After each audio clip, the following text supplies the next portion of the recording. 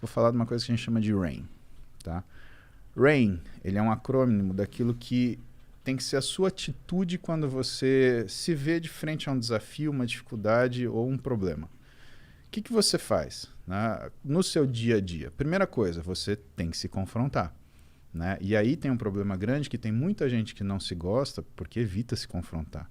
E a gente precisa confrontar nossos medos, nossas tristezas, como eu falei, nossa repulsa, nossa raiva. Né? A gente precisa olhar para a gente e entender do que a gente quer ou não.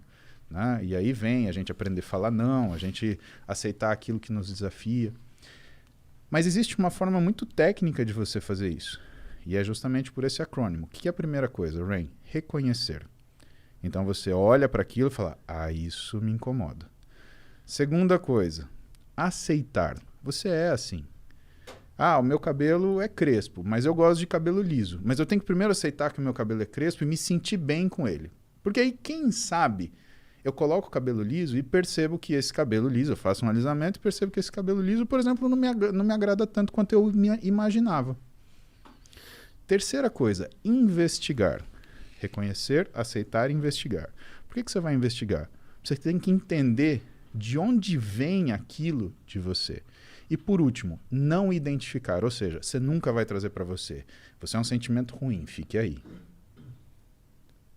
Isso é importante para você se conhecer e para você conseguir tomar as decisões que te agradem, porque a gente é obrigado a tomar muita decisão que nos desagrada. Agora, tem algumas que nós não somos obrigados a tomar. Tem coisa que nós não somos obrigados a ouvir. E a gente tem que limitar esse barulho externo. Até porque a gente fala, não interessa o que os outros falam. Interessa, sim. Aquilo te machuca. Com o tempo, tudo bem. Você vai se calejando. Agora, o quanto de ferida você carrega na sua vida porque você deixou que essas coisas te machucassem. Hoje, com 42 anos, eu sou um monolito. Para o cara me derrubar, tem que ir fundo. Ele tem que mexer com algumas coisas que estão muito dentro de mim. Agora, quando eu tinha 15, quando eu tinha 12... O próprio lance de fazer musculação. Cara, por que alguém começa a fazer musculação e quer ficar grande? Né? Você quer se defender de alguma coisa, de alguma forma. Tudo bem, você pode ter assistido o filme do Schwarzenegger, né? Viu ele empurrar a roda do destino e falou, eu quero ficar do tamanho desse maluco aí. Pode ser, mas você aceitar que você quer ficar desse tamanho é quase um Sun Tzu. É fazer guerra sem confronto. É você vencer sem lutar, ou lutar sem lutar. Né? Você chega, se apresenta daquela forma e fala, por que esse cara não vai mexer? Né? E isso na nossa vida profissional, isso na nossa vida do dia a dia, né? Ninguém vai te dar um esbarrão na rua se ele olhar para você e falar, não, isso daqui não vai dar muito certo se eu fizer isso. Se ele querer esbarrar de volta, eu acho que eu vou sair voando. Eu acho que vou pegar um pedala. Mas essas coisas, elas são importantes. E isso que a gente se preocupa, assim, na verdade, é que as pessoas, elas estão numa fase, principalmente hoje, com toda essa conversa de aceitação, etc., que você percebe que as pessoas, elas não estão se confrontando mais. Elas não estão parando para pensar quem são elas, o que as incomoda. E elas estão buscando só conforto, conveniência. Cara, a vida não é feita disso. É feita do oposto, inclusive, né? Exatamente. Eu escolhi uma profissão onde não existe conforto, cara. E não existe conveniência. Principalmente quando você dá plantão num pronto-socorro de trauma, cara, não tem conforto nenhum. Você tá 3 da manhã, chegou o cara que caiu de moto, ele tá parecendo um quebra-cabeça de 2.000 peças. Né? Você fala, não, espera um pouquinho, para de sangrar que eu preciso ainda estudar o que eu vou fazer com você. Não, você se ferra ficando sem dormir, estudando, tomando café, virando noite, dia. Você para de assistir filme, você para de assistir TV, você para às vezes de sair com a tua namorada para assistir aquilo. Mas por quê? Porque tem uma finalidade. Não tem angústia maior para um médico do que olhar para um paciente e não ter ideia de onde ele começa a trabalhar. Isso é uma coisa impensável. E isso é uma coisa que move muitos de nós na faculdade de medicina.